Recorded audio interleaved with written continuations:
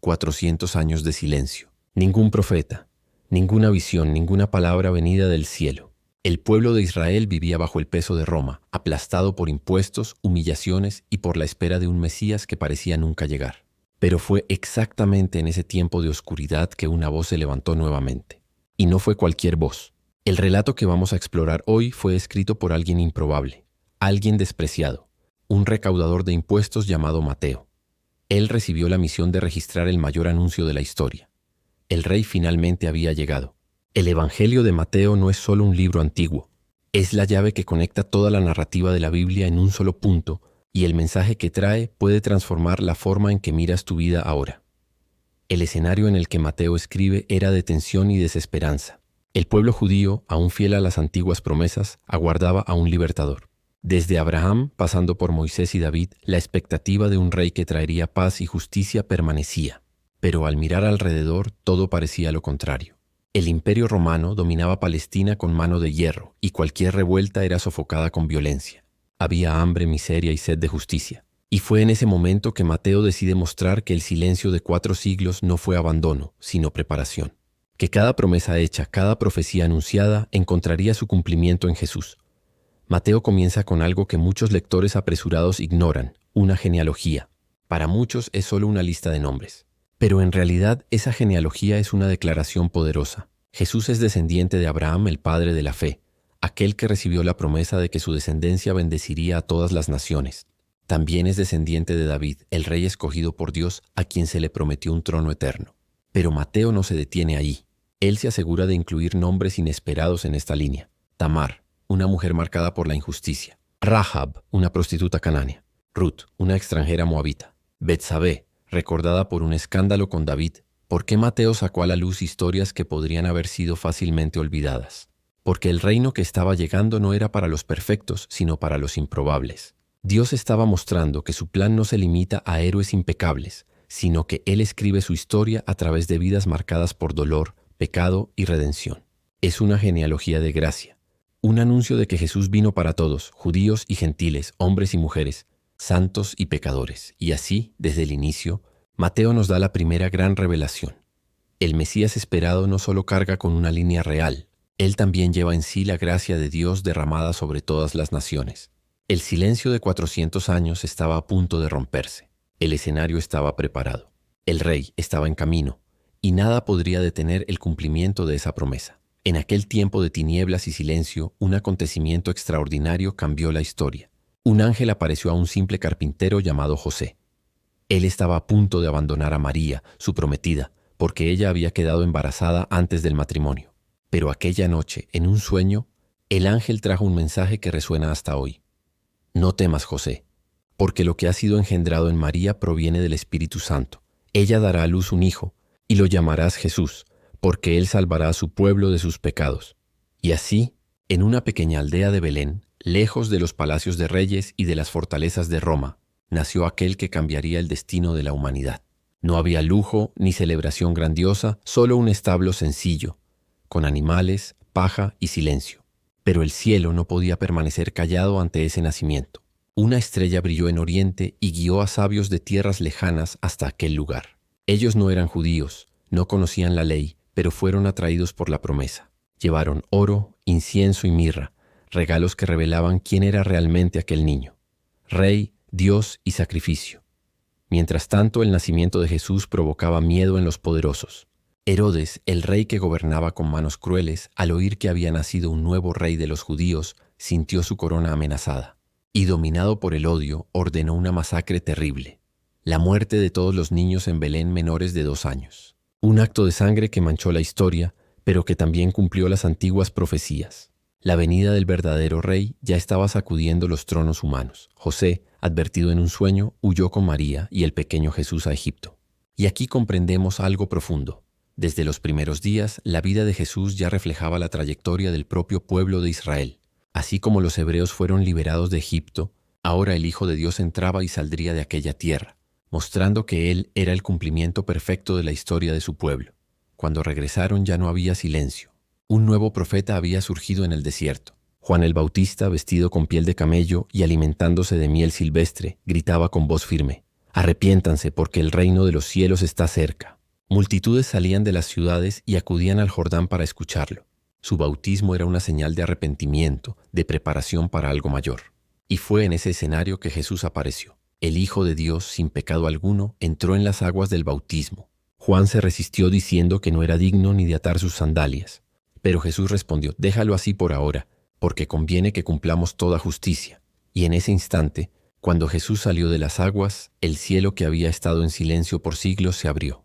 El Espíritu Santo descendió en forma de paloma, y una voz resonó desde lo alto: Este es mi Hijo amado en quien me complazco. El silencio había terminado. El reino de los cielos había comenzado. Justo después del bautismo, cuando la voz del cielo había declarado quién Él era, Jesús fue conducido por el Espíritu al desierto. 40 días y 40 noches sin comer, en absoluta soledad, enfrentando no solo el hambre, sino también al enemigo que desde el Edén intentaba destruir los planes de Dios. Satanás vino con sus palabras de astucia, ofreciendo atajos hacia la gloria, atajos hacia el poder. La primera tentación fue simple, pero poderosa. Si eres el Hijo de Dios, transforma estas piedras en pan. Era como si dijera: prueba quién eres, resuelve tu problema con un milagro para ti mismo. Pero Jesús respondió con firmeza: está escrito, no solo de pan vivirá el hombre, sino de toda palabra que procede de la boca de Dios. El verdadero sustento no proviene de lo que sacia el cuerpo, sino de lo que alimenta el alma. La segunda tentación fue más atrevida. El enemigo llevó a Jesús al punto más alto del templo y dijo: si eres el Hijo de Dios, lánzate de aquí abajo, porque está escrito que los ángeles te sostendrán. Era una invitación a la vanidad, al espectáculo, a la búsqueda de aplausos, pero Jesús respondió nuevamente con la Escritura. También está escrito: no pondrás a prueba al Señor tu Dios.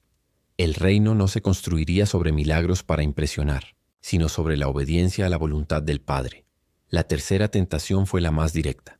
Satanás mostró todos los reinos del mundo y prometió: todo esto te daré, si me adoras. Aquí estaba la propuesta de un atajo: conquistar la gloria sin pasar por la cruz. Pero Jesús declaró con autoridad: apártate, Satanás, porque está escrito: adora al Señor tu Dios, y a Él solo sirve. Con estas palabras el enemigo fue derrotado, y los ángeles vinieron a servir al Hijo de Dios. Al vencer las tentaciones, Jesús mostró que Él es el verdadero Israel, el nuevo Adán, aquel que no falla ante la prueba. Donde todos cayeron, Él permaneció firme. El desierto, que simbolizaba escasez y prueba, se convirtió en el escenario de la primera gran victoria del reino de los cielos. Después de este enfrentamiento, Jesús no volvió escondido, sino que inició su misión. Fue a Galilea y comenzó a predicar con un mensaje claro y urgente: arrepiéntanse, porque el reino de los cielos está cerca. Estas palabras no eran solo una invitación religiosa, sino un anuncio revolucionario. El reino que todos esperaban no vendría con espadas o ejércitos, sino con arrepentimiento y transformación interior. Mientras caminaba a orillas del mar de Galilea, encontró a pescadores sencillos: Pedro, Andrés, Santiago y Juan, hombres comunes, ocupados con sus redes, intentando sobrevivir. Pero ante el llamado de Jesús lo dejaron todo. Síganme, y los haré pescadores de hombres. ¿Qué podría hacer que 4 pescadores abandonaran su vida de un día para otro? Era la voz de un rey diferente, una autoridad que no venía de la fuerza, sino de algo divino. Y así, de manera inesperada, el reino comenzó a extenderse, no entre los palacios y tronos de Roma, sino entre pescadores, recaudadores de impuestos y multitudes hambrientas de esperanza. El silencio había terminado. La luz comenzaba a brillar. Las multitudes comenzaron a reunirse alrededor de Jesús. Personas de todos los lugares acudían a Él. Enfermos buscando sanidad, afligidos en busca de consuelo, curiosos deseando escuchar sus palabras. La fama de sus milagros se extendía rápidamente, pero había algo mucho mayor que curaciones y señales. Había un mensaje. Entonces, al ver aquellas multitudes, Jesús subió a un monte. Se sentó y sus discípulos se acercaron. Y allí, delante de un pueblo sediento de esperanza, pronunció lo que sería conocido como el Sermón del Monte.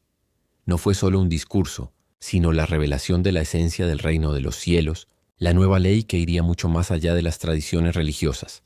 Comenzó con palabras que resuenan hasta hoy: bienaventurados los pobres en espíritu, porque de ellos es el reino de los cielos. Bienaventurados los que lloran, porque serán consolados. Bienaventurados los mansos, porque heredarán la tierra. Bienaventurados los que tienen hambre y sed de justicia, porque serán saciados. Estas palabras sonaban como una revolución. Los fuertes, los ricos, los poderosos ya no eran los protagonistas. En el reino de Jesús, los humildes, los quebrantados, los rechazados encontraban lugar de honor. El reino de los cielos no se parecía en nada a los reinos humanos. Jesús miró a aquellos hombres y mujeres comunes y dijo: «Ustedes son la sal de la tierra. Ustedes son la luz del mundo». No eran los sacerdotes, no eran los líderes religiosos, sino gente sencilla que ahora recibía la misión de brillar en medio de la oscuridad. Él no vino a abolir la ley, sino a cumplirla de una forma perfecta. Mientras los fariseos hablaban solo de reglas externas, Jesús fue directo al corazón. «Ustedes han oído lo que fue dicho: no matarás. Pero yo les digo, todo aquel que se enoja contra su hermano ya está sujeto a juicio. Ustedes han oído: no cometerás adulterio. Pero yo les digo, quien mira a una mujer con intención impura ya cometió adulterio con ella en su corazón». Las palabras de Jesús penetraban profundamente. No estaba simplemente dando mandamientos. Estaba mostrando que el reino de Dios comienza de adentro hacia afuera. El problema no era solo la acción, sino la intención. No bastaba con obedecer en apariencia. Era necesario transformar el corazón. Y entonces vino uno de los mandamientos más radicales: amen a sus enemigos y oren por quienes los persiguen. Esto desafiaba todo lo que los oyentes creían. Ellos esperaban un Mesías que los liberara con guerra, pero Jesús anunciaba un reino construido en el amor y el perdón. Un reino que vencía no con violencia, sino con compasión. El Sermón del Monte fue como una explosión de luz en medio de la oscuridad. Era la constitución del reino de los cielos, un código de vida que confrontaba la religiosidad vacía y llamaba a cada persona a una relación verdadera con Dios. Allí, delante de pescadores, pobres y marginados, Jesús mostró que el reino estaba abierto para todos los que desearan vivir bajo la voluntad del Padre.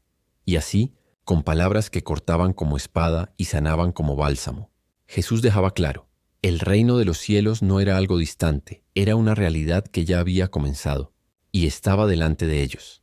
Tras proclamar las palabras que resonaron como truenos en el corazón de la multitud, Jesús comenzó a demostrar con actos la autoridad que había declarado con su boca.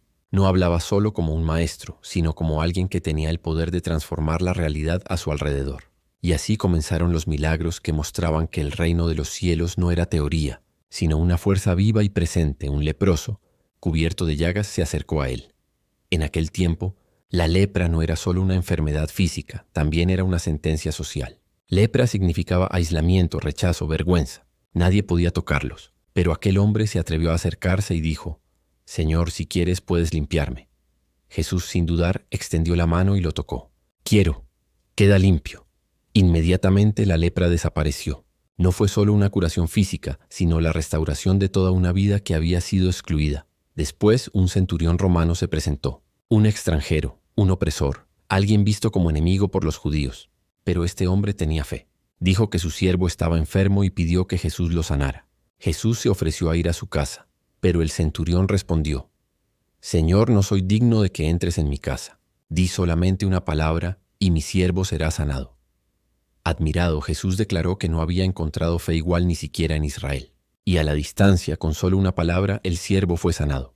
El reino de los cielos estaba rompiendo barreras de raza, cultura y religión. Jesús entró en la casa de Pedro y vio a su suegra enferma, en cama, con fiebre. Él tomó su mano, y la fiebre desapareció.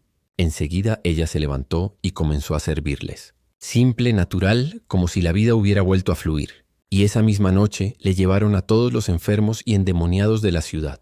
Mateo dice que toda la ciudad se reunió a la puerta. Jesús sanaba a todos, enfermos, oprimidos, desesperados. El reino de los cielos era como una ola de luz barriendo las tinieblas. Pero no se trataba solo de sanar. También se trataba de mostrar una autoridad que ningún hombre jamás tuvo. Una noche de tormenta en el mar de Galilea, mientras los discípulos luchaban contra el viento y las olas, Jesús dormía. Atemorizados lo despertaron. «Señor, sálvanos, que perecemos». Entonces él se levantó, miró al viento y al mar agitado y con una simple orden dijo: «Cálmense». Y de inmediato hubo completa bonanza. Los discípulos se miraban asombrados. ¿Quién es este que hasta los vientos y el mar le obedecen? Poco después, en tierra firme, 2 hombres poseídos por demonios salieron a su encuentro. Eran violentos. Nadie podía pasar por aquel camino a causa de ellos. Pero ante Jesús hasta los espíritus malignos se postraron, rogando no ser destruidos. Con una palabra, Él los expulsó y los hombres quedaron libres. Era el reino de los cielos invadiendo territorios donde el infierno parecía reinar. Cada milagro, cada sanidad, cada liberación no era solo un acto aislado, sino una señal de que la promesa había llegado. El Mesías no solo predicaba con autoridad, sino que mostraba que el poder de Dios actuaba a través de él. El reino no era teoría, era realidad visible, y las multitudes crecían. Personas venían de todas las regiones trayendo a sus enfermos, sus afligidos, sus desesperados.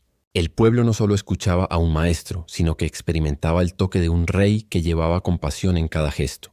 El reino de los cielos estaba entre ellos. A medida que las multitudes crecían, Jesús comenzó a revelar que el reino de los cielos era tan profundo que no podía ser explicado solo de manera directa. Usaba parábolas, historias simples, tomadas de la vida cotidiana, pero cargadas de misterio y revelación. Cada parábola era como una llave que abría los secretos del reino para aquellos que tenían oídos para oír. Él contó: el reino de los cielos es como un hombre que salió a sembrar. Parte de la semilla cayó junto al camino y fue comida por las aves. Otra parte cayó en suelo pedregoso y brotó rápidamente, pero al no tener raíz pronto se secó. Otra cayó entre espinos y fue sofocada. Pero la buena semilla, cuando cayó en tierra fértil, produjo frutos abundantes. Con esta parábola Jesús mostraba que el reino llegaba a todos, pero solo fructificaba en corazones preparados. También dijo: el reino de los cielos es como un grano de mostaza, una semilla diminuta, casi invisible, pero que crece hasta convertirse en un árbol donde las aves hacen sus nidos. Así era el reino, comenzando pequeño, escondido, pero destinado a crecer hasta llenar toda la tierra. Otra parábola: el reino de los cielos es como la levadura que una mujer mezcló con 3 medidas de harina, hasta que todo quedó fermentado. Pequeño, casi imperceptible, pero transformando todo desde adentro.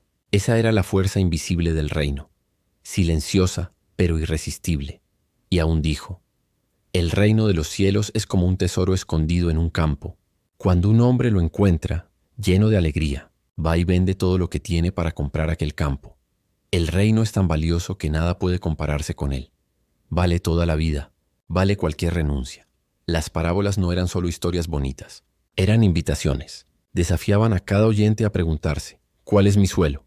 ¿Dónde estoy en este reino? ¿Qué estaría dispuesto a dejar para formar parte de él? Pero las parábolas también escondían un misterio. Para los que tenían fe eran revelación. Para los que resistían eran solo enigmas. Era como si Jesús dijera: el reino de los cielos no es para quienes solo oyen con los oídos, sino para quienes escuchan con el corazón. Las multitudes quedaban maravilladas. Los discípulos, por su parte, muchas veces quedaban confundidos. Entonces Jesús les explicaba en privado, mostrando que estaba formando un grupo que llevaría este mensaje hasta los confines de la tierra. Los enseñaba pacientemente, preparándolos para entender que el reino no se establecería con espadas, sino con el poder de la palabra y del Espíritu. Cada parábola, cada historia, era como una semilla sembrada no solo en aquellos días, sino también en el corazón de todos los que escucharían a lo largo de la historia. Hasta hoy esas parábolas siguen resonando, desafiando, transformando, llamando a personas de todas las naciones a entrar en el reino que comenzó con Jesús. Y, a medida que las enseñanzas se difundían, los líderes religiosos comenzaron a incomodarse. Para ellos Jesús no era solo un maestro popular, era una amenaza. Mientras las multitudes se encantaban con sus palabras, los fariseos y sacerdotes sentían que estaban perdiendo su influencia. El reino de los cielos estaba sacudiendo no solo las tinieblas espirituales, sino también las estructuras de poder de la religión. A medida que Jesús atraía multitudes, los fariseos y maestros de la ley se volvían cada vez más hostiles. Ellos eran los guardianes de la religión, los que dictaban las reglas y controlaban al pueblo con el peso de la tradición. Pero ante las palabras y actos de Jesús, su sistema comenzaba a desmoronarse. El reino de los cielos no cabía dentro de las estructuras que ellos habían construido. Un día, los fariseos preguntaron: ¿por qué tus discípulos comen con las manos impuras sin lavarse como manda la tradición? Jesús respondió con firmeza: bien profetizó Isaías acerca de ustedes. Hipócritas, este pueblo me honra con los labios, pero su corazón está lejos de mí. Abandonan el mandamiento de Dios y se aferran a las tradiciones humanas. Sus palabras cortaban como espada. No se trataba solo de rituales externos, sino de un corazón sincero delante de Dios. Otro episodio ocurrió en un sábado. Los discípulos estaban recogiendo espigas para saciar el hambre y los fariseos los acusaron. Miren, están haciendo lo que no es permitido en sábado. Pero Jesús respondió: El Hijo del Hombre es Señor incluso del sábado. En otra ocasión, sanó a un hombre con la mano atrofiada en sábado, y ante la indignación de los religiosos, declaró: ¿está permitido hacer el bien en sábado o el mal, salvar una vida o destruirla? Ese acto no solo liberó a un hombre, sino que expuso la dureza de quienes usaban la ley para aprisionar. Jesús no guardaba silencio ante la hipocresía. Él denunció: «Ay de ustedes, escribas y fariseos hipócritas. Ustedes son como sepulcros blanqueados, hermosos por fuera pero por dentro llenos de huesos y podredumbre. Colocan cargas pesadas sobre los hombros de las personas, pero no mueven un dedo para ayudarlas». Sus palabras eran un impacto. El pueblo que antes temía a los fariseos ahora veía claramente su falsedad. Pero mientras los líderes religiosos se enfurecían, los corazones humildes se abrían. Los pecadores, los cobradores de impuestos, las prostitutas, los marginados. Todos encontraban en Jesús algo que jamás habían sentido en la religión: acogida, perdón y transformación. Él dijo: «No son los sanos los que necesitan médicos, sino los enfermos. Yo no he venido a llamar a justos, sino a pecadores». Ese contraste quedó aún más claro en una cena. Un fariseo llamado Simón invitó a Jesús a comer en su casa. Durante la comida, una mujer conocida en la ciudad como pecadora entró llorando y con sus lágrimas lavaba los pies de Jesús, secándolos con sus cabellos y ungiéndolos con perfume. Los religiosos murmuraban: si él fuera profeta, sabría quién es esta mujer.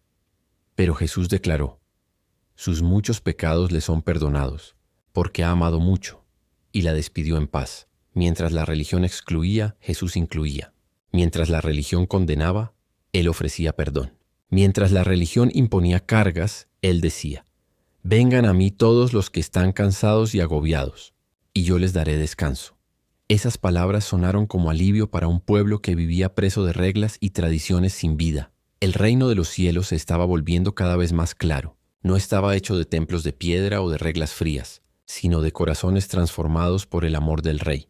Y cuanto más Jesús revelaba esto, más crecía la oposición de aquellos que no aceptaban perder su poder. El conflicto se intensificaba y el camino comenzaba a señalar hacia el mayor enfrentamiento de la historia. El día estaba terminando. Una multitud gigantesca había seguido a Jesús hasta un lugar desierto. Hombres, mujeres, niños. Todos estaban hambrientos, pero nadie quería irse. Su presencia era más preciosa que cualquier alimento. Preferían el hambre en el cuerpo a perder una palabra que saliera de su boca. Los discípulos, preocupados, dijeron: «Señor, despide a la multitud para que vayan a las aldeas a comprar comida». Pero Jesús respondió algo inesperado: «Son ustedes los que deben darles de comer». Ellos se miraron confundidos.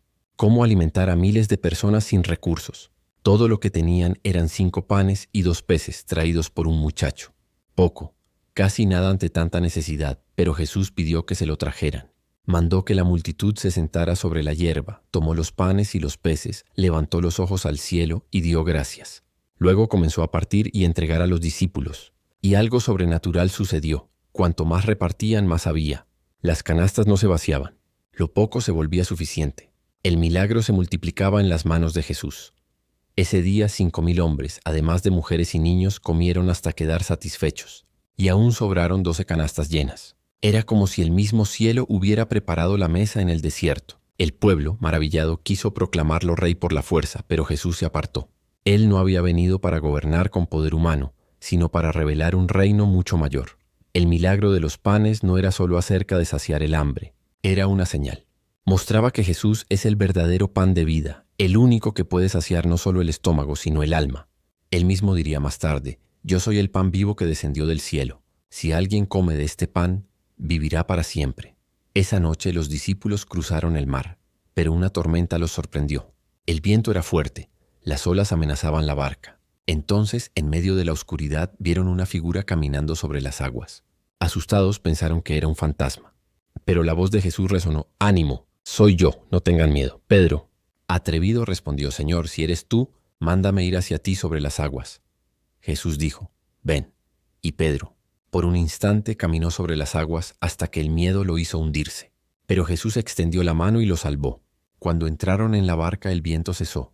Todos se postraron y dijeron: «Verdaderamente, tú eres el Hijo de Dios». El reino de los cielos no era solo palabras o señales aisladas. Se manifestaba en abundancia, en poder sobre la naturaleza, en compasión por los hambrientos, en autoridad sobre el miedo. Cada milagro era un destello de quién Jesús realmente era. El Rey que gobierna no solo sobre los hombres, sino sobre toda la creación. Y en el corazón del pueblo la pregunta crecía: ¿quién es este hombre? ¿Un simple profeta? ¿Un maestro? ¿O algo infinitamente mayor? En los días que siguieron, Jesús continuaba enseñando, pero ahora de manera aún más profunda y sorprendente. Hablaba sobre el reino, sobre el amor, sobre el perdón, pero por primera vez comenzó a revelar a los discípulos que algo mayor estaba por venir, algo que no esperaban, su muerte y su resurrección. Él dijo: es necesario que el Hijo del Hombre sufra muchas cosas, sea rechazado por los líderes, por los maestros de la ley y por los más importantes de la nación, y sea muerto. Pero después de 3 días resucitará. Las palabras cayeron como un choque. Los discípulos se miraron sin entender. ¿Cómo podría el Mesías, tan poderoso, tan milagroso, ser rechazado y muerto? Para ellos el reino de Dios estaba por manifestarse en gloria inmediata, no en sufrimiento y muerte. Pedro, siempre impulsivo, no pudo contener la indignación y dijo: de ninguna manera, Señor. Eso jamás te pasará. Jesús lo miró con una mezcla de firmeza y tristeza. Apártate de mí, Satanás. No piensas en las cosas de Dios, sino en las de los hombres. La lección era clara. El reino de Dios no se conquista por el poder humano, sino por el sacrificio, por el amor incondicional, por la entrega total. Jesús entonces comenzó a enseñar sobre el precio del discipulado. Dijo: si alguien quiere ser mi seguidor, niéguese a sí mismo, tome su cruz y sígame. Porque quien quiera salvar su vida la perderá, pero quien pierda su vida por mi causa, la encontrará. Palabras duras que no buscaban consuelo, sino transformar corazones. Cada discípulo debía comprender que seguir a Jesús significaba caminar por la fe, incluso frente al sufrimiento y a lo incomprensible. Mientras caminaban hacia Jerusalén, Jesús continuaba hablando en parábolas y ejemplos, preparándolos para el momento en que la esperanza parecía imposible. Hablaba de la gracia, del perdón y de la misericordia infinita, recordando que incluso en la muerte habría victoria. Los discípulos, a pesar del miedo y la confusión, comenzaron a percibir que el poder de Jesús no se limitaba a los milagros que podían ver con los ojos, sino que se manifestaba en el amor que supera todo, hasta la propia muerte. Y entonces, en un momento de intimidad, Él dijo: yo soy el camino, la verdad y la vida. Nadie viene al Padre sino por mí. Todo aquel que cree en mí no morirá eternamente. Esa era la esencia de lo que vendría. El sacrificio no sería solo un fin, sino la apertura de un camino que nadie más podría crear. El sufrimiento y la cruz no eran derrota, sino victoria. No eran pérdida, sino el mayor regalo de todos. A cada día que pasaba, el impacto de sus palabras crecía. El pueblo veía milagros, presenciaba señales, pero el llamado era hacia algo más profundo, hacia una entrega total, hacia comprender que la verdadera gloria del reino no estaba en la fuerza humana, sino en el amor que se da hasta el último suspiro. La pregunta que flotaba en el aire ahora no era solo ¿quién es Él?, sino ¿estoy dispuesto a seguirlo aun cuando no entiendo, aun cuando duele, aun cuando el mundo parece ir en contra? Cada discípulo, cada persona que escuchaba a Jesús, era desafiada a elegir entre la seguridad de lo conocido o la aventura de lo imposible. Una fe que transforma, que rompe paradigmas y que revela la eternidad en el presente. Llegó el momento en que Jesús se acercaba a Jerusalén y la ciudad parecía esperar algo grande, aunque nadie podía prever exactamente qué. Los discípulos comenzaron a sentir una mezcla de ansiedad y expectativa. Jesús dijo que estaban a punto de presenciar acontecimientos que cambiarían todo y que cada gesto, cada palabra, tenía un propósito mayor de lo que podían imaginar. Cuando se acercaron a la ciudad, Jesús envió a 2 discípulos a buscar un burrito, exactamente como había dicho, cumpliendo una antigua profecía. No temas, hija de Sión.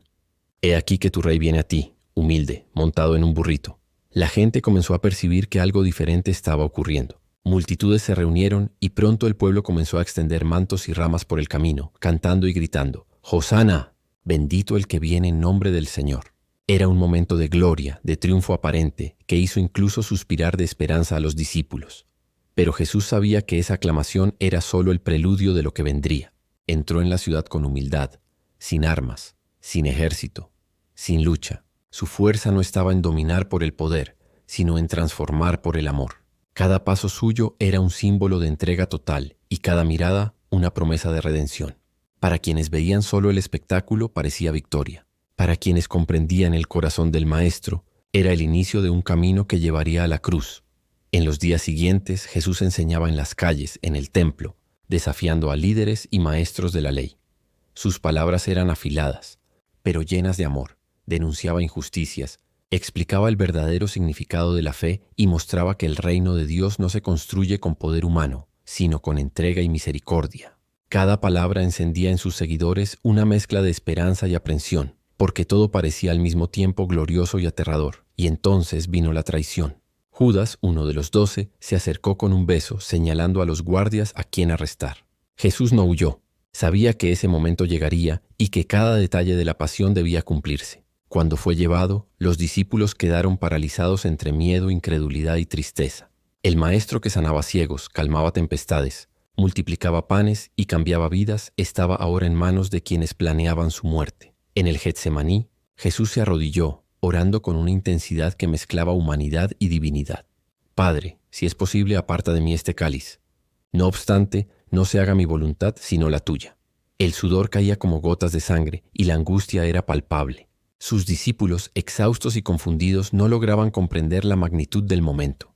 Era la noche en que el amor se mostraría más fuerte que el miedo, y la fe sería puesta a prueba hasta el límite. Cuando los soldados llegaron para arrestarlo, Jesús se entregó sin resistencia, mostrando que la verdadera fuerza no se mide por la lucha física, sino por el valor de cumplir el propósito mayor, incluso frente al sufrimiento extremo. Cada gesto, cada palabra, cada mirada en ese momento llevaba la promesa de resurrección, de victoria sobre la muerte y de redención para toda la humanidad.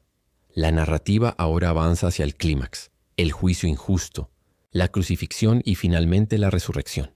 Esos momentos contienen la mayor tensión y emoción, y revelan la esencia del amor que no conoce límites, que transforma el dolor en esperanza y la pérdida en vida eterna. Llegó el momento en que Jesús fue llevado ante Pilato. El gobernador romano lo miraba, tratando de encontrar alguna culpa concreta, pero no había nada que justificara condenación. La multitud, manipulada por los líderes religiosos, gritaba exigiendo la crucifixión, y Pilato, presionado, se lavó las manos simbólicamente, declarándose inocente de la sangre que sería derramada. Jesús, sin embargo, mantuvo la calma, sereno y firme, mostrando que nada podía sacudir su misión. Cada mirada, cada gesto suyo en ese instante revelaba entrega total y un propósito divino que trascendía la comprensión humana. Jesús fue llevado a ser crucificado. El camino hacia el Gólgota era largo, doloroso, lleno de humillación y sufrimiento. Llevaba la cruz, peso que simbolizaba el pecado de toda la humanidad. El cansancio extremo, el dolor físico y la indiferencia de la multitud no disminuían su determinación. A cada paso mostraba que el amor verdadero no huye del sacrificio. Al contrario, enfrenta el dolor para salvar a otros. Algunos lloraban, otros se burlaban, pero cada momento contenía una lección profunda sobre entrega, perdón y coraje.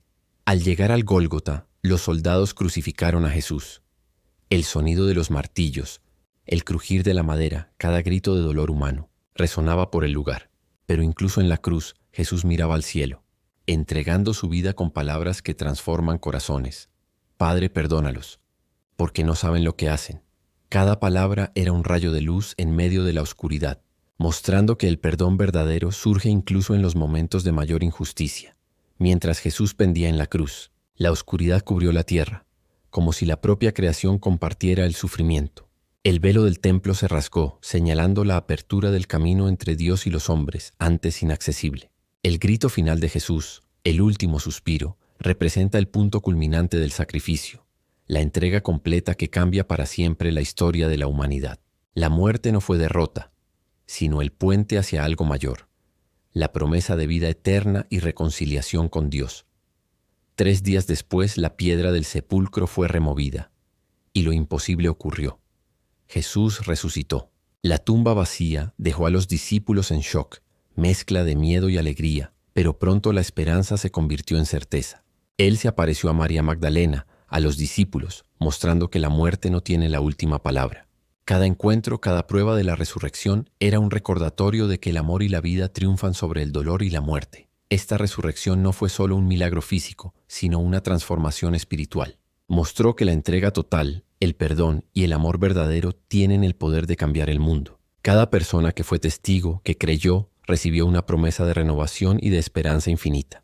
El mayor acto de coraje y amor de la historia se convertía ahora en inspiración para todos nosotros, mostrando que incluso en los momentos más oscuros existe luz, redención y vida. Cuando reflexionamos sobre todo esto, comprendemos que la moraleja de esta historia no reside solo en los milagros o en los momentos grandiosos, sino en cómo el amor transforma cada vida.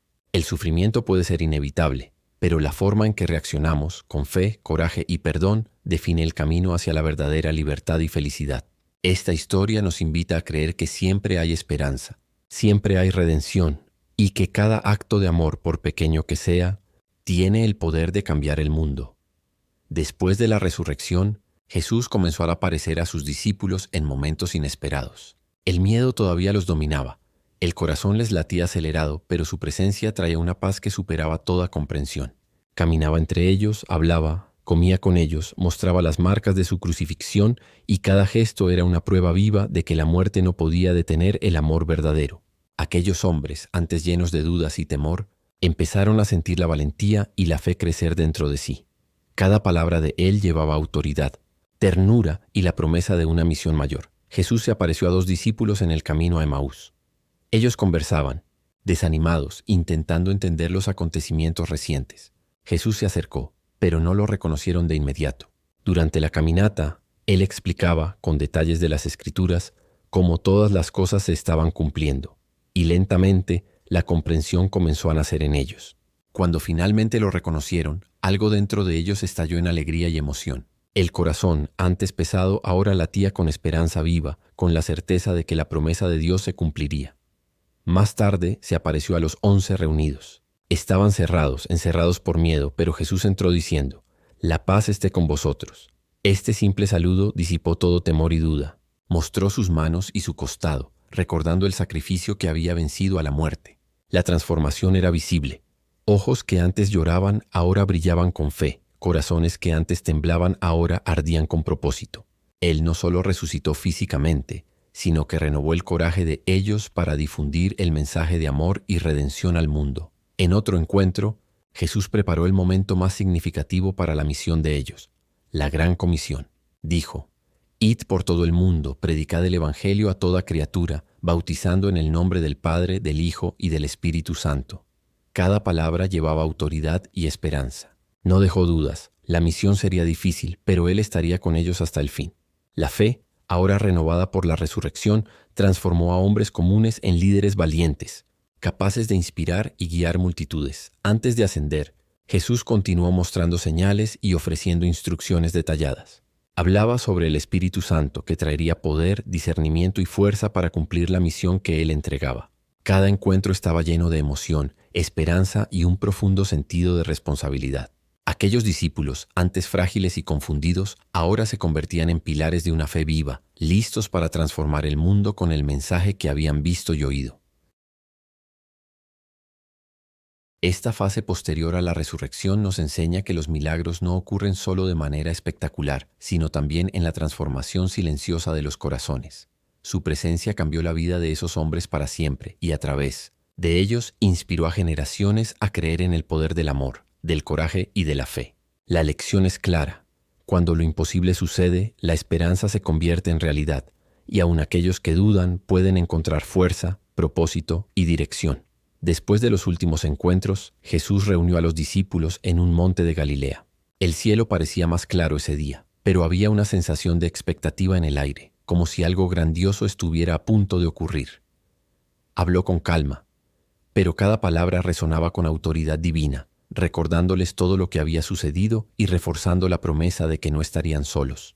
Los discípulos miraban todavía maravillados, absorbiendo cada gesto y cada mirada de su maestro, sintiendo una mezcla intensa de alegría y ansiedad por lo que estaba por venir. Entonces Jesús les instruyó sobre la misión que ahora sería de ellos, difundir el mensaje de salvación a todos los rincones del mundo. Habló sobre el bautismo, la fe, el coraje y sobre la importancia de vivir y enseñar los principios que él había demostrado durante toda su vida.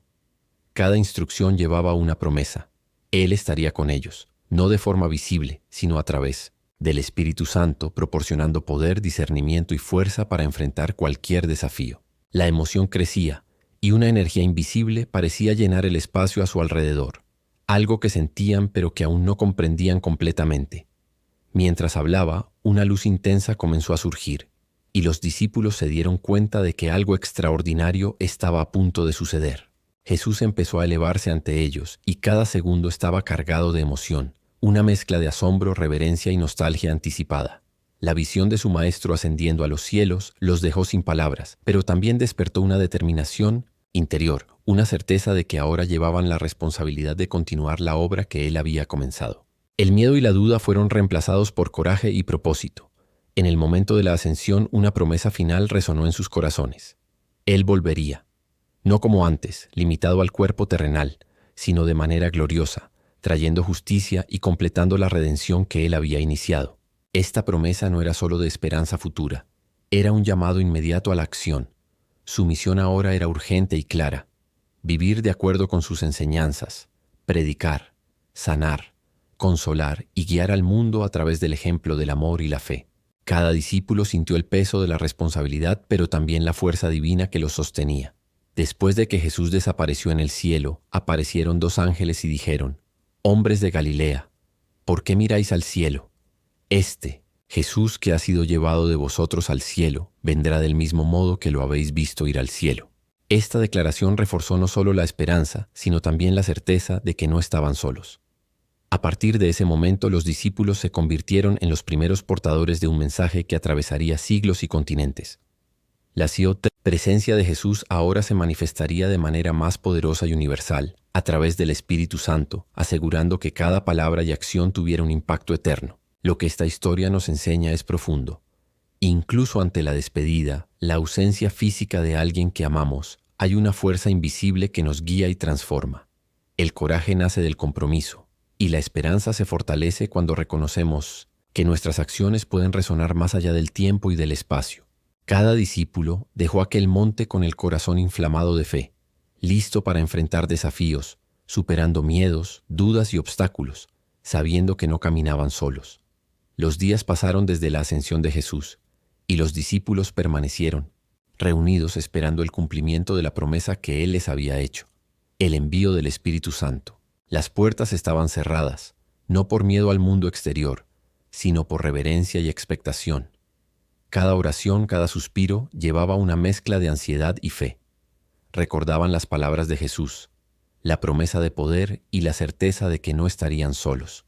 La atmósfera estaba cargada, y aun en silencio se percibía una energía palpable, una sensación de que algo transformador estaba a punto de suceder. Entonces, en el día de Pentecostés, un viento repentino y violento llenó el lugar, vibrando en las paredes y en el corazón de cada discípulo. De repente, lenguas de fuego se manifestaron sobre cada uno de ellos, y el Espíritu Santo comenzó a fluir, llenándolos de poder, sabiduría y valentía como nunca antes habían sentido. Era una presencia viva e intensa que los capacitaba para hablar y actuar de manera extraordinaria. El miedo y la vacilación desaparecieron instantáneamente, reemplazados por una convicción inquebrantable. Ahora tenían la fuerza y la autoridad para cumplir la misión que les había sido confiada. Al salir a las calles, los discípulos comenzaron a hablar a personas de diversas naciones y cada oyente comprendía las palabras en su propio idioma. Miles escucharon el mensaje de manera clara y transformadora. Aquellos que antes eran comunes, tímidos e inseguros, ahora se convirtieron en instrumentos vivos de cambio, capaces de tocar corazones y transformar vidas. La ciudad entera empezó a percibir la presencia de algo mayor, algo que no podía ser ignorado. El poder del Espíritu Santo no solo los guiaba, sino que los transformaba, convirtiéndolos en faros de fe, esperanza y amor. La reacción del pueblo fue intensa. Muchos quedaron maravillados, otros incrédulos, algunos incluso burlándose, pero nadie permaneció indiferente. Cada discurso, cada acción, cada testimonio llevaba una energía que desafiaba la lógica humana. El miedo y la duda que antes dominaban a los discípulos se disiparon y comenzaron a sanar, consolar y enseñar con una autoridad que provenía directamente de Dios. La ciudad y sus habitantes comenzaron a experimentar una transformación palpable. Corazones endurecidos se suavizaban, vidas antes desorientadas encontraban dirección y propósito. Esta narrativa nos muestra que cuando la promesa se cumple, el impacto es tanto interno como externo. El Espíritu Santo no solo capacita para la acción, sino que transforma la esencia de quienes lo reciben, convirtiéndolos en agentes de un cambio verdadero y duradero. El coraje surge del poder recibido, la sabiduría del entendimiento divino, y la acción se vuelve inevitable. Aquellos que se abren a esta presencia experimentan una fuerza que trasciende las limitaciones humanas, capaz de influir y cambiar el mundo a su alrededor. Después de Pentecostés, los discípulos no regresaron a la rutina común. Cada día se convirtió en una oportunidad para difundir el mensaje que ahora ardía en sus corazones. Comenzaron a reunir a las personas enseñando sobre Jesús, compartiendo testimonios y viviendo un estilo de vida que reflejaba el poder recién recibido del Espíritu Santo. La ciudad de Jerusalén comenzó a experimentar un cambio. Ocurrían sanidades, las personas se reconciliaban y surgía una esperanza nueva en medio de la desesperanza. La fe que antes parecía distante se volvió tangible y palpable, atravesando fronteras sociales, culturales e incluso personales. Pedro, antes inseguro y temeroso, ahora se destacaba como líder. Su voz llevaba autoridad, pero también una humanidad que tocaba los corazones. Se convirtió en un puente entre los discípulos y el pueblo, explicando los milagros que sucedían y contextualizando las acciones extraordinarias como manifestaciones del Espíritu Santo. Cada sermón, cada encuentro público atraía a multitudes y el mensaje se difundía rápidamente. El poder no residía solo en las palabras, sino en la convicción y en la demostración de una vida transformada, mostrando que aquello no era teoría, sino una realidad viva. Comenzó a surgir la persecución. Las autoridades religiosas veían con desconfianza la creciente influencia de los discípulos. Pero cada desafío se convirtió en una oportunidad para que la fe se fortaleciera. Las prisiones no intimidaban.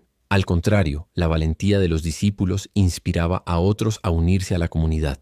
La fe se volvió contagiosa y la ciudad, antes dominada por el miedo y la rutina, empezaba a palpitar con una energía espiritual que no podía ser contenida. Cada obstáculo se enfrentaba con una mezcla de sabiduría y audacia, demostrando que el poder recibido no dependía de las circunstancias, sino de una presencia divina que los guiaba. Mientras tanto, la comunidad cristiana comenzaba a organizarse. El cuidado de los necesitados, la distribución de recursos y la unión entre los miembros crearon un modelo de sociedad basado en la solidaridad y el amor al prójimo.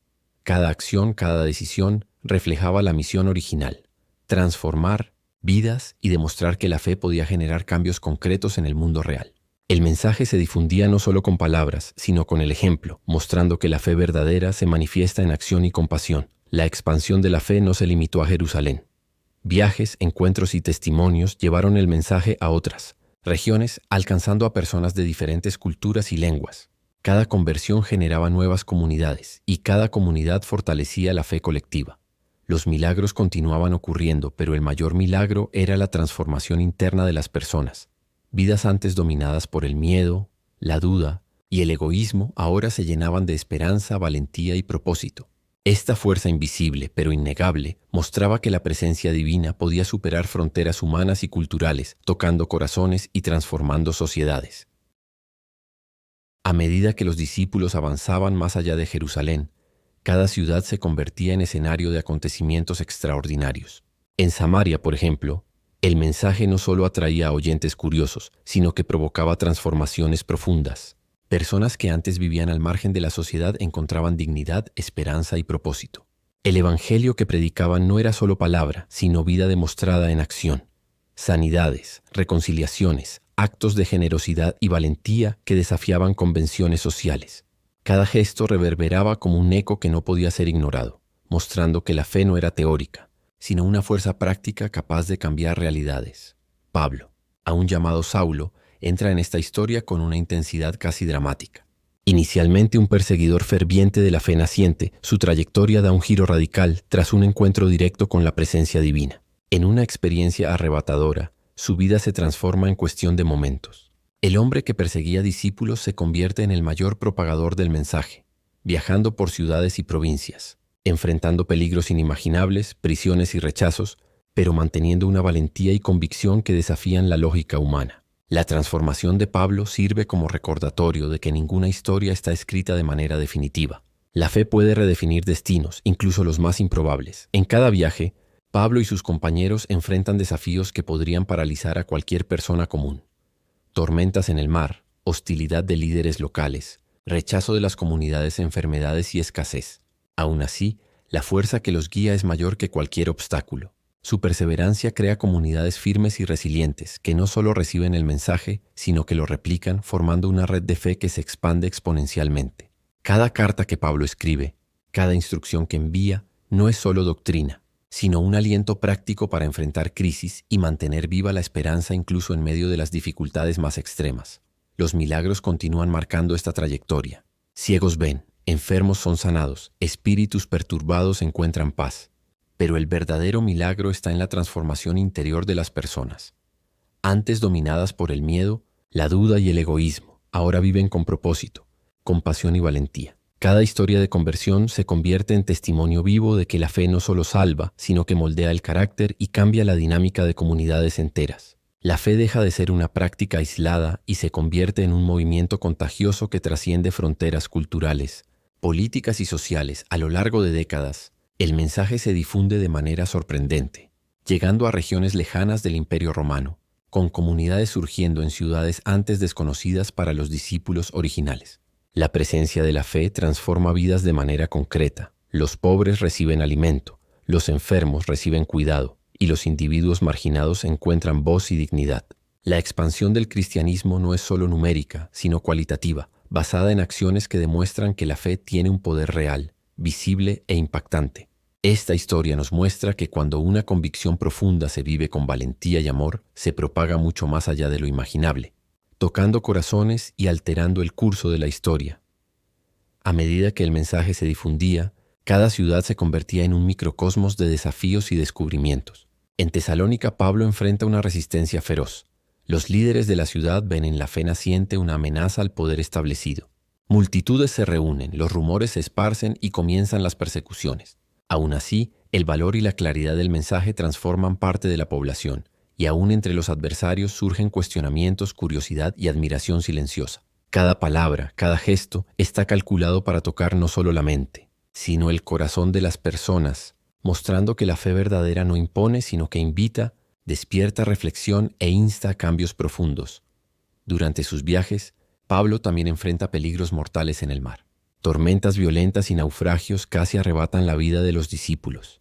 Pero en cada situación de riesgo surgen momentos de esperanza y solidaridad que trascienden el miedo. Lo que podría haber sido solo tragedia se transforma en oportunidad para mostrar coraje, fe y liderazgo. Cada sobreviviente se convierte en testigo vivo de que la fe puede sostener en medio de las fuerzas más abrumadoras de la naturaleza, y que los desafíos no son obstáculos, sino catalizadores de transformación y fortalecimiento de la convicción. Al mismo tiempo, Pablo escribe cartas que se vuelven fundamentales para guiar y unir las comunidades dispersas en regiones lejanas. Estas cartas no son solo instrucciones doctrinales, son mensajes de aliento, esperanza y amor práctico. Cada palabra está cuidadosamente elegida para inspirar perseverancia ante la adversidad, fortalecer la comunión y recordar a los cristianos que, aun estando aislados, forman parte de una red mayor de fe. La Escritura se convierte en un instrumento poderoso, capaz de alcanzar vidas que él nunca verá en persona, conectando corazones y mentes a través de fronteras físicas y culturales. La presencia del Espíritu se siente constantemente durante los viajes. La curiosidad se transforma en convicción, el miedo en valentía, la duda en fe activa. Los milagros continúan ocurriendo. Enfermedades desaparecen, relaciones se restauran, corazones endurecidos se suavizan. Pero el verdadero impacto no reside solo en lo sobrenatural, sino en la transformación duradera de las vidas. Personas que antes vivían sin esperanza ahora lideran comunidades, cuidan de los necesitados y replican el mensaje que recibieron. El efecto dominó de la fe muestra que el poder de una vida transformada es mucho mayor que cualquier milagro aislado. Los conflictos también surgen entre los propios líderes, en debates sobre la interpretación y práctica de la fe. Concilios y reuniones se convierten en arenas de discernimiento, donde principios y valores son cuidadosamente examinados. Cada divergencia, en lugar de debilitar, sirve para refinar el mensaje, asegurando que permanezca relevante, justo y profundamente arraigado en la verdad. Estos momentos de tensión demuestran que la fe no es ciega ni pasiva, sino activa, consciente y capaz de adaptarse a los desafíos humanos sin perder su esencia. Mientras Pablo es encarcelado en varias ocasiones, cada situación se convierte en una prueba extrema de su fe, paciencia y liderazgo. Enfrenta juicios que parecen destinados a destruirlo, pero en cada tribunal sus palabras son agudas, claras e impactantes, desafiando no solo a los acusadores, sino también tocando los corazones de quienes observan. El miedo y la injusticia a su alrededor solo amplifican la fuerza de su mensaje, mostrando que la verdadera convicción no depende de la libertad o la seguridad, sino de un propósito mayor que trasciende las circunstancias humanas. Cada defensa se convierte en una lección de valentía y sabiduría, transformando el escenario de opresión en un escenario de inspiración y cambio. Mientras está preso, Pablo escribe cartas que se vuelven fundamentales para la formación de comunidades y la propagación de la fe. Cada mensaje está cuidadosamente estructurado para confortar, enseñar y desafiar, mezclando palabras de esperanza con instrucciones prácticas. Aborda cuestiones de moral, ética, amor y unidad, creando una guía que trasciende el tiempo y el espacio.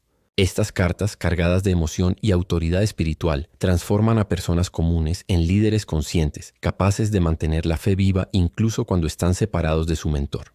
La influencia de Pablo, incluso en prisión, se extiende como una ola poderosa que continúa moldeando vidas. El ambiente de la prisión, lleno de limitaciones y aislamiento, se convierte también en escenario de milagros y demostraciones de fe inquebrantable. Enfermedades son sanadas, conflictos internos de las comunidades son resueltos e incluso los cautivos encuentran consuelo en la fuerza espiritual que Pablo transmite. El miedo se reemplaza por esperanza y la desesperanza se transforma en acción. Cada desafío enfrentado dentro de las frías paredes de la prisión fortalece la narrativa de la fe como algo que no solo soporta adversidades, sino que las trasciende, mostrando que la verdadera libertad está en el espíritu, no en las circunstancias externas. A medida que la narrativa se desarrolla, vemos el impacto de la fe de Pablo en las personas a su alrededor. Los guardias se convierten en aliados, los prisioneros encuentran propósito y los discípulos se vuelven líderes activos. El poder de la fe no se limita a milagros aislados. Se manifiesta en la transformación diaria, en el cambio de hábitos, en la superación de miedos y en el fortalecimiento de comunidades enteras. Cada acción de Pablo, incluso bajo restricción, desencadena una cadena de eventos que refleja la fuerza de la convicción, mostrando que la influencia de una vida dedicada a la fe puede atravesar barreras físicas y sociales de manera impresionante. Los conflictos y peligros constantes moldean a Pablo y a quienes lo siguen, revelando que la adversidad es, paradójicamente, una oportunidad para el crecimiento, la demostración de coraje y el fortalecimiento de la fe. Cada momento de tensión aumenta el suspense de la narrativa, haciendo que el público sienta la urgencia y la intensidad de las situaciones, pero también la belleza de la resiliencia y la esperanza. Las historias de desafíos y victorias se entrelazan, creando una narrativa poderosa que mantiene la atención, despierta emoción e inspira reflexión sobre la fuerza interior y el poder de la fe en acción. A medida que la historia de Pablo avanza, los acontecimientos dentro de la prisión alcanzan un punto crítico. Enfrenta momentos en los que la esperanza parece casi imposible, pero es justamente en esos instantes cuando su fe brilla con mayor intensidad. Los guardias dudan, los compañeros prisioneros se desesperan e incluso los discípulos comienzan a cuestionar el futuro. Pero Pablo se mantiene firme, transmitiendo palabras que no solo consuelan, sino que también encienden valentía. Cada conversación, cada carta, cada oración se convierte en un arma poderosa contra el miedo, mostrando que la verdadera fuerza no proviene de las condiciones externas, sino de la convicción interior. En medio de estas circunstancias, comienzan a ocurrir eventos extraordinarios. Enfermedades que parecían incurables se alivian. Conflictos que amenazaban la armonía de las comunidades internas se resuelven e incluso milagros simples pero profundos suceden ante los ojos de todos. Estos momentos no son solo demostraciones de poder espiritual, sino señales tangibles de que la fe verdadera transforma realidades. Para quienes observan desde fuera, la prisión parece un lugar de limitación y desesperanza, pero para Pablo y quienes absorben su mensaje, es un laboratorio vivo donde lo imposible se vuelve posible, y la adversidad se convierte en aprendizaje y superación. Mientras la tensión aumenta, Pablo utiliza su inteligencia y sabiduría para navegar entre juicios y acusaciones. Habla con elocuencia, desarma argumentos injustos y crea diálogos que desafían la lógica humana, dejando una marca imborrable en quienes lo escuchan. Cada victoria intelectual y espiritual dentro de la prisión es un recordatorio de que el verdadero poder no se mide por el control físico, sino por la influencia que se ejerce sobre corazones y mentes. La narrativa se convierte en un suspenso constante. ¿Cómo saldrá de esto? ¿Cómo continúan resonando sus palabras más allá de los muros? La atención del público permanece atrapada, ansiosa por descubrir el próximo movimiento, la próxima carta, el próximo gesto que cambiará vidas. A medida que se acercan los momentos decisivos, Pablo intensifica sus mensajes. Instruye, inspira y desafía, mostrando que cada dificultad enfrentada es una oportunidad de crecimiento espiritual. Discípulos y seguidores aprenden a perseverar, a confiar y a actuar con valentía, incluso cuando la lógica sugiere rendirse. Cada obstáculo se transforma en una lección de fe, y cada victoria, por pequeña que sea, en un testimonio que refuerza la creencia de que la fe verdadera es indestructible. La narrativa mantiene al público en suspenso, involucrado emocional e intelectualmente, creando una experiencia profunda de aprendizaje y reflexión. La tensión alcanza su punto álgido cuando Pablo enfrenta los momentos más críticos de su prisión. Guardias y autoridades, cada vez más impacientes, lo rodean con amenazas veladas y desafíos directos, pero él mantiene una calma que parece casi sobrenatural.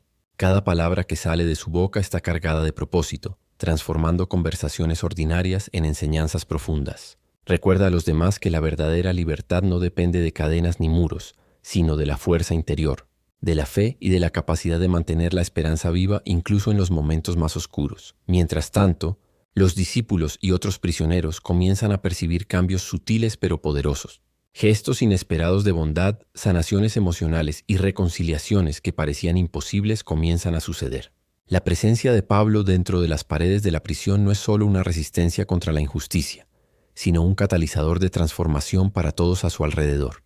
Pequeños milagros cotidianos comienzan a acumularse, y el espectador siente la anticipación creciente. Algo más grande está a punto de ocurrir, algo que definirá no solo el destino de Pablo, sino de todos los que confían en él. El clímax de la narrativa llega cuando Pablo, incluso frente al peligro inminente, escribe sus cartas más impactantes. Cada palabra está cuidadosamente elegida para fortalecer la fe, inspirar valor y crear una red de esperanza que se extiende más allá de las paredes de la prisión. Habla de amor, perdón y resiliencia de una manera que trasciende tiempo y lugar, dejando una marca eterna en los corazones de quienes leen y escuchan. El clímax emocional es intenso. El público siente el peso del peligro, pero también la fuerza de la fe y la perseverancia humana. Cada carta, cada gesto, cada conversación es una explosión de emoción y significado. Al final, la historia revela su gran mensaje, que incluso en situaciones aparentemente sin salida, es posible encontrar propósito, influir en vidas y dejar un legado duradero. Pablo no solo sobrevive a las circunstancias externas, transforma el entorno que lo rodea y fortalece a todos los que están cerca. El espectador se queda con un sentimiento de triunfo espiritual e intelectual, comprendiendo que la verdadera libertad y poder no provienen del mundo externo, sino de la capacidad de mantener viva la fe, el valor y el amor en cualquier situación. Y entonces llega el momento de la reflexión final, ese instante en que todo lo que hemos visto comienza a encajar y revela su verdadera profundidad. Pablo, incluso confinado, demuestra que la grandeza no reside en escapar de las dificultades, sino en transformar cada obstáculo en una oportunidad de crecimiento. Inspira a todos a su alrededor, no solo con palabras, sino con acciones, pequeños gestos que se multiplican y crean un impacto invisible, pero poderoso. El espectador percibe la fuerza de este mensaje. Cada desafío, por más oscuro que parezca, contiene en su interior la semilla de algo mayor. Es en este punto que la narrativa nos invita a reflexionar sobre nuestras propias vidas. ¿Cuántas veces nos sentimos atrapados por circunstancias externas, limitados por miedos o juicios ajenos? Pablo nos recuerda que la verdadera prisión es la que creamos en nuestra mente y que la verdadera libertad se cultiva dentro de nosotros, con coraje, fe y amor. Cada gesto de bondad, cada palabra de esperanza y cada decisión de mantenerse firme frente a la adversidad se convierten en herramientas para transformar no solo nuestra realidad, sino la de todos a nuestro alrededor. Al final, sentimos una sensación de plenitud e inspiración. La historia deja claro que el poder de la transformación reside en cada uno de nosotros, que incluso en las situaciones más difíciles somos capaces de crear legados que trascienden el tiempo y el espacio. El espectador no se marcha solo con conocimiento o curiosidad satisfecha, sino con un sentimiento de realización, consciente de que ha presenciado algo que puede tocar su vida y guiarlo a actuar de manera positiva. La moraleja es cristalina, la fuerza interior. La fe y el amor pueden romper cualquier cadena, superar cualquier obstáculo y generar un impacto duradero. Y antes de pasar a otro video, queda la reflexión. ¿Cómo puedes usar tus propias experiencias, incluso las más difíciles, para inspirar, transformar y dejar un legado? Cada vida, cada historia, cada gesto tiene el potencial de generar un cambio profundo. Así es como el ciclo continúa. Y así es como te sientes fortalecido, inspirado y listo para descubrir más sobre el poder de la perseverancia humana, incluso frente a las mayores adversidades. Cuando compartes lo que has aprendido, no solo hablas, sino que das testimonio. Y dar testimonio es abrir camino para que otros también encuentren fe y fuerza para continuar. Si esta historia te ha tocado, si te ha traído comprensión sobre el reino de Dios y ha revelado la autoridad de Jesús, si ha despertado en ti una confianza más profunda, no lo guardes solo para ti. Comenta, comparte y lleva este mensaje contigo. Oro para que cada enseñanza del Evangelio de Mateo continúe profundizando tu relación con Jesús, haciéndola cada vez más íntima, transformadora y llena de vida. Si aún no has hecho de Jesús tu Señor y Salvador, debes saber que Él es la promesa cumplida del reino, aquel que vino para que vivas en plenitud y formes parte de la familia eterna de Dios. Arrepiéntete de tus pecados, abre tu corazón y declara a Jesús como tu Señor y Salvador. Que esta decisión sea el inicio de un camino lleno de fe, esperanza y alegría. Que Dios bendiga tu vida abundantemente y nos encontremos en el próximo estudio para continuar sumergiéndonos en las profundidades de la palabra y del amor de Cristo.